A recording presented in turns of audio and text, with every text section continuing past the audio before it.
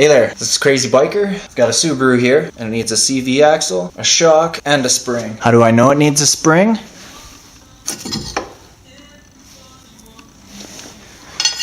How do I know it needs a shock? All this, that's the fluid.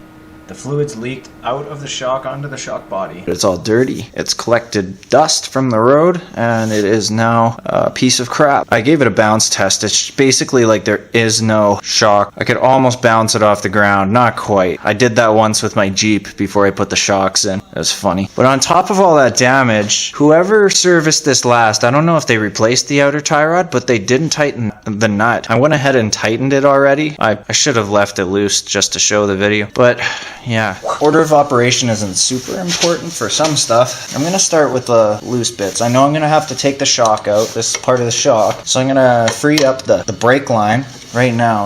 Okay, so there's this little clip here. Yeah, I got to move. Progress. I'm trying to do this in a way you can see.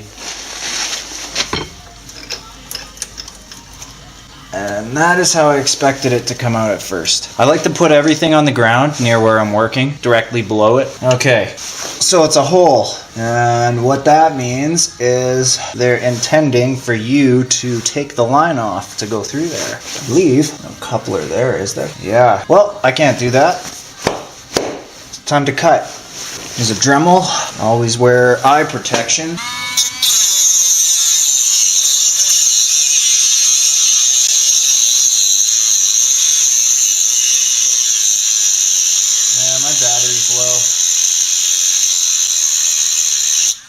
If you ever have the option between a battery-powered Dremel and a plug-in one, just go with the plug-in one. These batteries don't last too long. Okay, charge it up a little bit.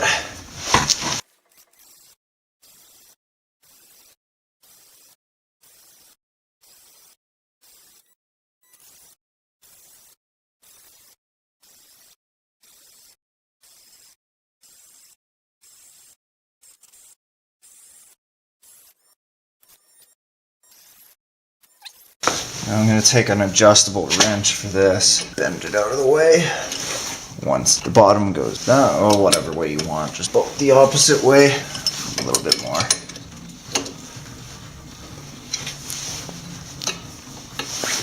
There we go. I forget which one it is. It's either the bottom or the top, and it's got a eccentric bolt, and what that does is sets your camber, and you want to get it back exactly where it was. So what I'm going to do is take this steel brush here, clean off a spot. This is just a paint marker for this, or even better, just put a little mark, put it on low, right there.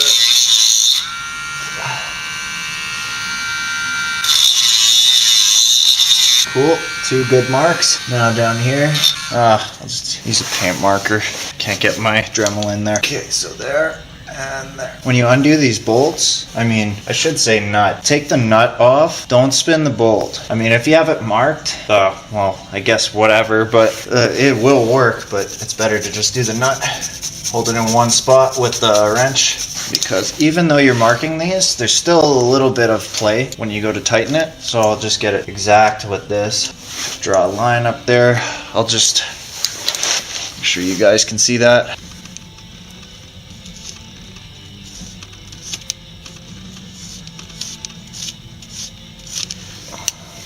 There we go. Factory alignment specs, they always want the tire to be flat on the ground. In the turns, your tire twists a little bit, and that'll cause positive camber, which brings the top of the wheel out. And then that means you're riding on the outside of the wheel. You probably noticed that if you're a hard driver, the outside of your wheels wear down a lot faster than the inside. And what you can do to combat that is increase your negative camber, bring the top of the tire in. So during the turn, it's gonna correct that camber, and it's gonna be 0 degrees around the corner instead of coming out. In our case, because we don't have an alignment machine to fix your toe, we're just gonna shoot for 0 degrees, just like how it was when you took the wheel off. Your ABS wire, I'll get that quickly. If you're ever doing a job with ABS wires and you know at some point you're gonna have to remove the wire, you might as well just get it out of the way. I mean, these are pretty expensive for how small they are. I know Subaru's not too forgiving with their part prices, some areas.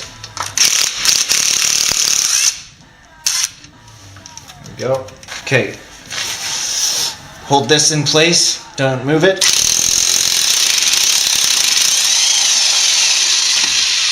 Oh, I dropped a washer. Okay. I see my scratch still. Oh, not stuck in the socket. Trick for that is just drop it. Comes right out. Sometimes you have to chuck it at the ground though. Okay, yeah, the top one is your alignment one. I can see. It's all weird. There's a bigger hole on this side than this side. So I'll just put that down here. Okay, well that is out. Now for the next one. I need a 19mm socket. 19mm wrench, put her on. Now I'm pretty sure that this one can go in any way, because that's your alignment bolt. Watch out for the ABS wire.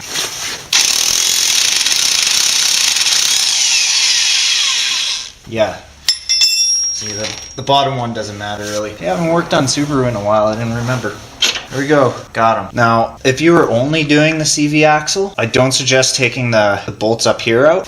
There's a through bolt down here on your ball joint, your lower ball joint. It's a 14mm, and you just take it right out, and then you hammer a screwdriver into the little slit, and you should be able to pry the lower control arm out, and that'll give you the clearance to get the CV axle out without messing up your alignment at all. Okay, so that's out. Perfect. Oh. Here. Okay, it's kind of hard to film and show you under the car, but here's your CV axle, the inner part and the outer part. Okay, there's this little hole here. See, right through it? A little pin goes through that, and you're gonna have to find a perfectly sized punch to get it out, and don't mushroom it. You basically got one shot at this, and if you don't get it, you gotta drill it out, and if you drill it out, you gotta go to the store and get a new pin. They're pretty cheap, but you know, trip to the store, do it right, and I think I'll do it right. Well, take two. I don't believe that wasn't recording. Alright, I got the shock out. Now don't think for a second that you need to take the shock out to get the axle out. If you're just doing the axle, I would just take out the 14mm bolt that goes through the lower ball joint down here, and then I would pry it out. But if it's not prying out, what you do is take a flathead screwdriver, and there's a little slit that the bolt was pinching together, and you're going to hammer the flathead screwdriver into the slit, and you should be able to pry the control arm down and get the ball joint out, and then pull this whole knuckle assembly out, and that'll give you enough space to get the axle. That's a much better idea because you're not going to mess up your alignment at all. Okay, so I can do this. There is no order of operation really. I'll take the nut out first. See, I got my 32mm socket. Fits perfect. Even if you had a 33, I wouldn't even worry. It's such a big nut, you're gonna have such a hard time rounding it, right? Even if you have if you have a 34mm, I don't think it'll fit in here. So probably 33 is your max. Now the reason that came out so easy is because I already filmed this. I just put it back to show you guys. But to break this nut loose is going to be the hardest part. It's a stake nut, and what that means is there's a little indentation here on the axle by the threads. And you're going to take a flathead screwdriver and dent this top portion into the indentation so that it can't come loose on you. Even if you don't torque it properly, it won't back off. You just wear out your wheel bearing a little quicker. And for this part, you pray to the heavens that it moves. It's moving. Get my hammer. Oh, my friend's here. You're gonna have to spin your axle to expose the pin. So you're gonna have to put it in neutral. My jack's blocking the door, so I got it on this side, so this will be a bit awkward. So that's forward. I gotta hit the brake. Okay, to get the pin out, you're going to need something like this. I just broke a screwdriver and then grinded it down till it was flat. It looks like a number 2 Phillips. Oh, the pin's already in a good spot. Cool. Okay, line this up perfectly, as good as you can, anyways. Oh yeah. That's all there is to it, if you got the right tool. This is the pin. There we go. Now we take the axle out. There's two ways to do this. I'm gonna try a new way today. Usually I take it out of the wheel bearing. Like that, grab it. Cool, now I got that free. It just pulls out about that far. It's a little stub shaft coming off of the transmission. I can push forward. Get this right here. Well, could have done that more gracefully, but whatever. And that's the reason we're replacing it.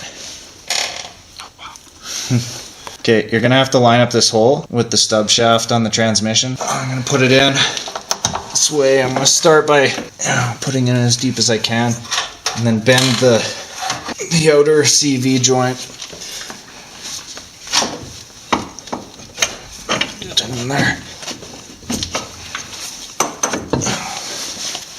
You want to be careful not to hit your ABS sensor. It sticks out a little bit here. Alright, I'm gonna line up this shaft and shove her in. Okay, so there's the hole. I gotta spin this. There we go. It's lined up. There we go. Now I grab my little pin and the hammer that I put down for reason. It's on your body. Oh. It should go in pretty easy. If you can get your body in there.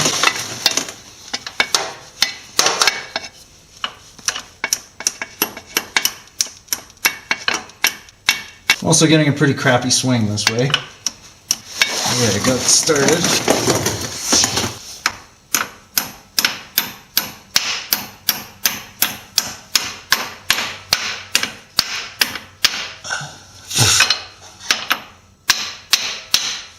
Alright, I need a punch for that. Just a second. Good enough. Not good enough. Okay, here I go again.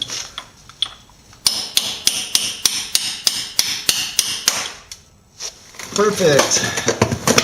Okay, I left the nut off. I'm going to do the nut last because right now the knuckle's all flopping around and it'll hyperextend the inner joint. You don't want that. Sometimes it's a bitch to get back in. Okay, at this point, you realize you're an idiot for marking the last one. There are no marks on this, but I did give it a grind that was like perfectly flat, so I'll be able to get it pretty damn close. Okay, here's your alignment bolt, the one that's all weirdly shaped. Okay, alright, get that lined up perfect where it was.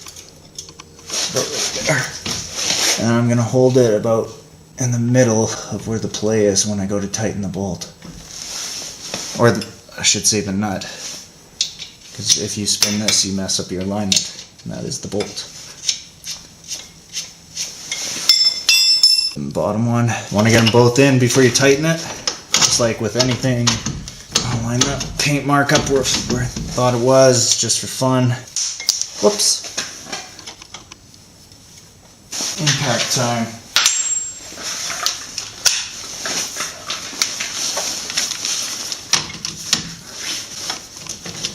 Don't let this wrench move.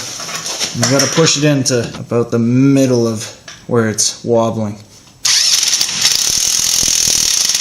There.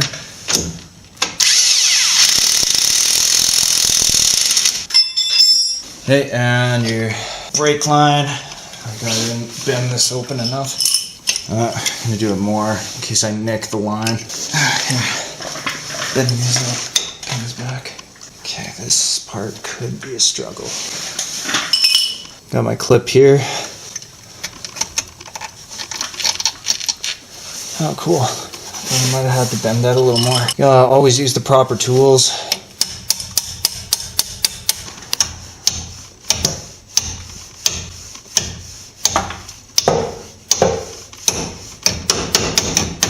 Kind of gave it a sweep this way because every time I hit it, it kept on bending this way. Good. Alright, now the other side. So I got 12mm bolts. It's a little rusty from the junkyard, or I'm cross-threading. It's just rusty. Nothing an impact can't fix.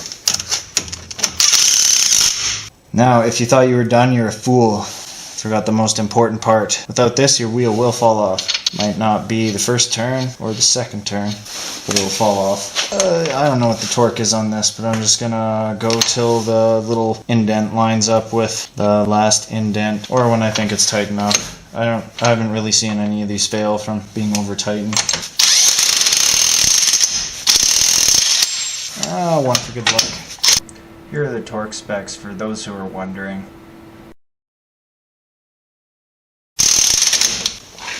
Need a hammer and screwdriver for this. It almost lines up with the old one.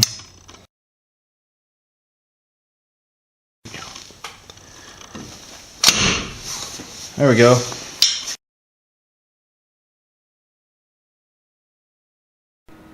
Thanks for watching my video. If you enjoyed it, please hit the subscribe button and drop a like. And have a nice day.